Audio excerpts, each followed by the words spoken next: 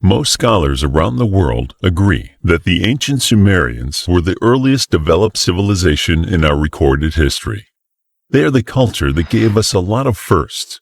The first kingdom, and then empire. The first city-states. The first democracy. The first autocracy.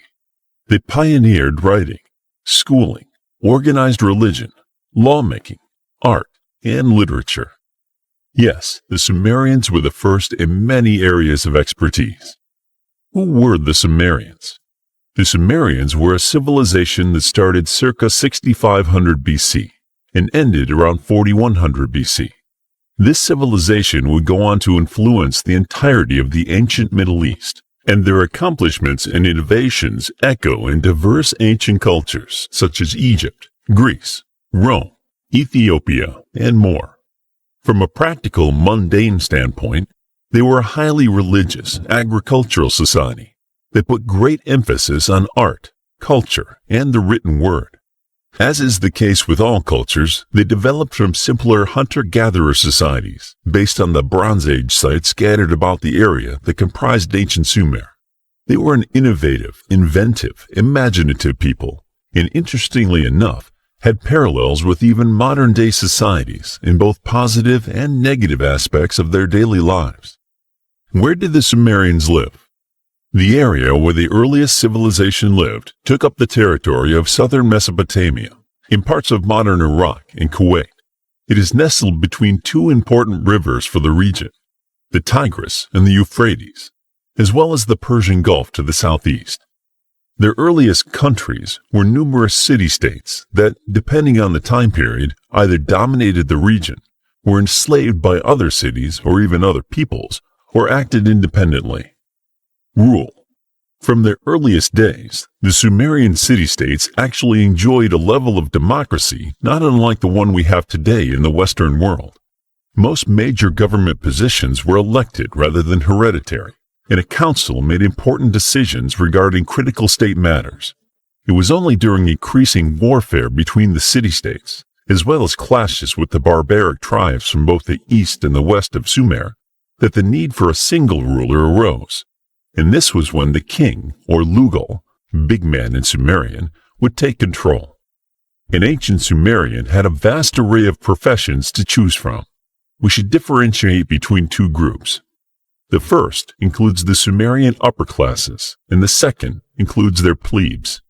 Depending on how you were born or what you did during your life in Sumer, you could jump between these two groups. Jobs and professions. The high-class Sumerians, for the most part, were either priests, scribes, members of royalty, or minor noblemen. In terms of craftsmen, we find a wide array of professions. There were sculptors, jewelers, lapidaries, carpenters, smiths, leather workers, fullers, basket makers, builders, etc. Based on the works of ancient Sumerian scribes, these were not sought-after professions, and most children and their parents with high aspirations were encouraged to pursue academic or theological professions. Sumerian technology and inventions. Vast and diverse areas of technology, including transportation, tools, war, hunting, agriculture, and brewing, have their origins in ancient Sumer. The wheel, the pickaxe, and the different types of land and water vessels are only the tip of the iceberg. The cuneiform script is by far the earliest writing system, and it was so influential that it became widespread throughout the ancient Middle East. It was even in use until around the 1st century BC, a whole 5+ millennia after its invention. Mathematics was a major part of the Sumerian schooling system. They single-handedly birthed arithmetic and geometry, largely for practical uses like measurement and accountancy. I also need to mention the first use of the lunar solar calendar, later to be implemented in cultures both east and west of Mesopotamia. Sumerian foreign policy, relations with other nations. As is the case with modern-day nations, the Sumerians' relationship with their immediate neighbors was a complicated one. There was no shortage of bloody battles, coups, hostile takeovers, hostile liberations, submissions, and destructions. However, Nearly all of these groups were influenced by the Sumerians in no small way. And considering how geographically distant they were from the prominent Sumerian city-states, that speaks volumes of just how influential the first civilization of the world really was. The religion and mythology of ancient Sumerians. Understanding this particular aspect of the ancient Sumerians is of vital importance to world culture in general. And no, this is not a statement made lightly. Most of what we see in the ancient myths of Sumer either directly or partially corresponds to numerous world myths.